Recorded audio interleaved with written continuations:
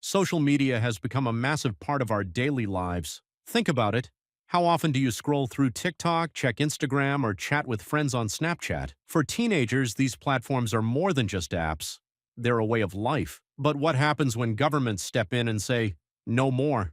That's exactly what Australia just did. In a bold move that's catching global attention, the country has banned minors under the age of 16 from accessing major social media platforms. Yes, you heard that right. Banned. This decision is sparking heated debates worldwide, and today we're breaking it all down. From Australia's groundbreaking law to what other countries are doing, let's explore how the world is tackling social media access for minors. On November 28, 2024, Australia enacted one of the strictest social media regulations the world has ever seen. This new law prohibits anyone under the age of 16 from using major platforms like TikTok, Instagram, Facebook, and Snapchat. The law goes beyond just telling kids to log off. It puts the responsibility on the companies. Social media platforms are now required to verify users' ages through rigorous systems.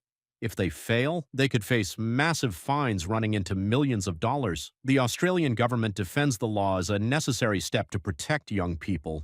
Officials cite concerns over exposure to harmful content, cyberbullying, and even online predators. A government spokesperson stated, "We're prioritizing the mental health and safety of our youth. This is about ensuring they grow up in a safe and supportive environment, free from the dangers that unchecked social media can bring." But as you might expect, such a sweeping law hasn't come without its share of challenges and criticisms. Unsurprisingly, Australia's social media ban has sparked a wide range of reactions. On one hand, it has strong political backing. Most major political parties have rallied around the law, hailing it as a proactive measure to safeguard young people from online dangers, but not everyone is convinced this is the right approach. Critics argue that banning under 16s from social media could lead to unintended consequences. One major concern is social isolation. For many teens, social media is their primary way of staying connected with friends, exploring their interests, and even finding communities that support them. Critics warn that taking this away could leave young people feeling isolated and cut off from the world.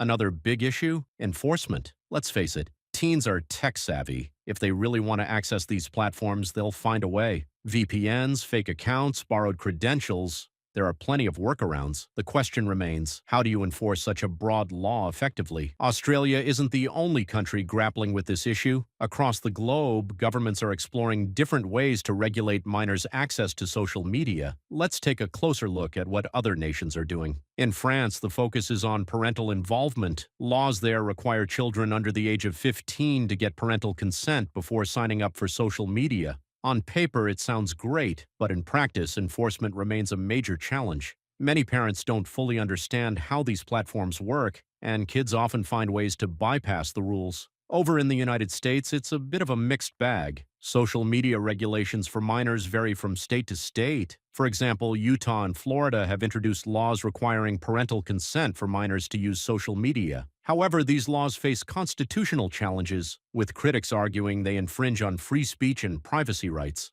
The big question for the U.S. is whether state-level laws can be enforced consistently, or if a nationwide policy is needed. Next, we have Norway. While the country hasn't enacted specific social media regulations for minors yet, lawmakers are seriously considering it. They've been closely watching how other countries, like Australia and France, are handling this issue. Norway's focus seems to be on balancing protection with individual freedoms.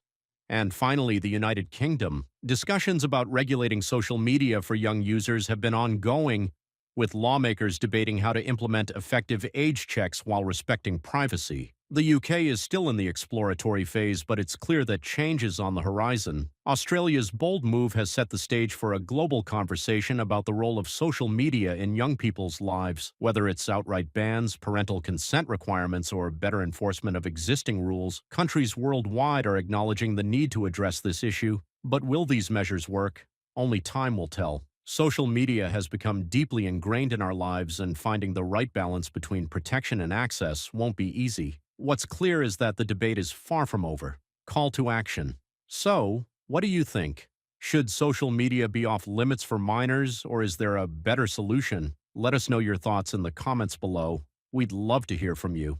And if you found this breakdown interesting, don't forget to like this video, share it with your friends, and hit that subscribe button. Your support helps us dive into important topics like this and bring you the latest updates from around the world. Thanks for watching, and we'll see you in the next video.